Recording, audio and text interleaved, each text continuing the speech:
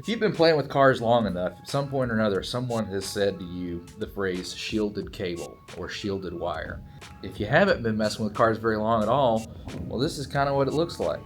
It's this tinfoil looking stuff that's wrapped around your wiring harness wires. Sometimes it's kind of a mesh like a Chinese finger trap, or really it can be anything stranded and wrapped inside. Sometimes there's even a shield wire that is inside of a paired bundle, so you can get these paired bundles that might have a 3 or 4 or 5, 6 wires that are all wrapped in one strand of insulation. They're insulated themselves. So what is that?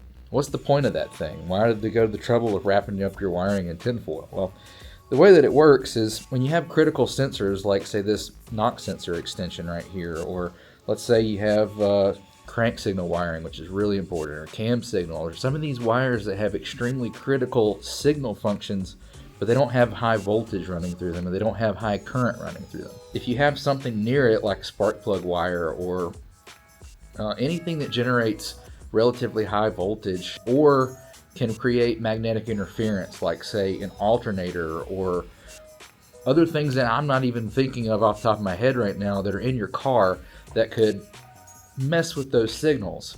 It doesn't take, one of these wires being stripped bare and touching something else that it shouldn't to cause a problem. There's magnetic interference that can cause those electrons that are not being very persuaded by low voltage to go from one end to the other whenever something high voltage that's right next to it causes them to stop flowing.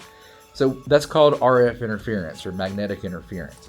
You'll find that a lot of the critical to function sensors on your EFI system, or anything like this magnetic sensor or accelerometer in this case, that is really low voltage, and that you're looking for extremely small changes in voltage in order to make kind of a big deal happen within the ECU. So how does it work, and how do we apply this moving forward? The reason it's called a shield is because it acts like a barrier, and it is wrapped all the way around those wires on either end. What it actually does is take that magnetic interference. It hits the shield, and then at that point there's actually another wire that's in this bundle that has to be attached to this shield on one end or the other that goes to chassis ground. If you don't have that going to chassis ground in some way, shape, or form, a lot of times your ECU will actually have that done for you, so that shielded strand will go all the way back to the ECU. If it's not going to ground somewhere, it's not really going to do anything. All it's going to do is just take that interference, run it to the end of the insulation, or to the end of the shield, and then run it into the bare end of the wires where the shield stops. If you have to shield something for yourself, that is the most critical feature. You can really use about anything that is continuous, like even tinfoil, or one of my favorite things is that there's actually a kind of a copper braid, like a Chinese finger trap, that you can slip over the wire, and then the entire length of that cover, you can take a bare wire and run inside of that so it is being grounded, and then that bare wire needs to go out to chassis ground.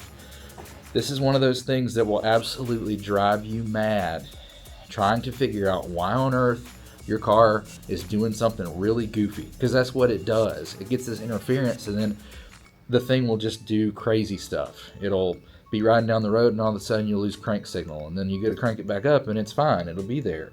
Or maybe you're half hour into a trip and that happens, and you're like, why on earth did this just happen out of nowhere? I can't tell you. There's a million different things that can go on inside your car that are time-based, that are temperature-based, that are whatever it is causing you issues. You could honestly, if you just have some wiring too close to a distributor or too close to a coil pack, the easiest thing in that case might be to just move that wiring. But if you can't, consider using a shield. Thanks for hanging out with me for this little short video. If you guys have any questions about anything, please feel free to shoot me a comment below, or an email at tuning.gsp@gmail.com, and I'll see you next time.